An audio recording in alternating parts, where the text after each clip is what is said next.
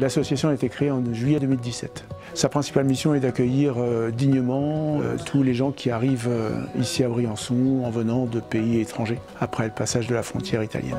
Depuis la création du refuge, on a accueilli 18 500 personnes qui venaient surtout d'Afrique de l'Ouest et depuis 2 ans qui viennent majoritairement d'Afghanistan, d'Iran et du Maghreb.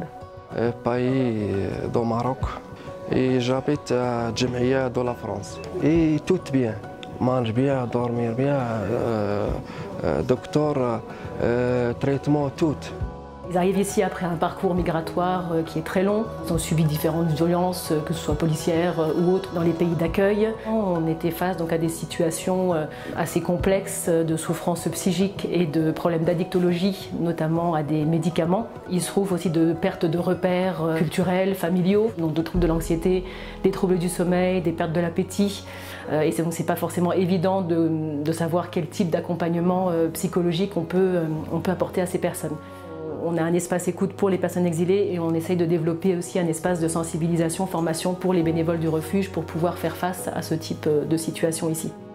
Alors au centre de refuge, il y a plusieurs équipes, plusieurs pôles, le pôle lingerie, le pôle cuisine, le pôle habillement, le pôle ménage. On est une équipe à peu près d'une quinzaine de bénévoles, soignants, médecins, infirmiers et psychologues.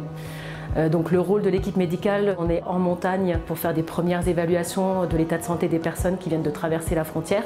Donc on va au plus près des personnes pour évaluer leur santé et permettre une orientation ensuite soit à l'hôpital en cas d'urgence, soit pour une mise à l'abri.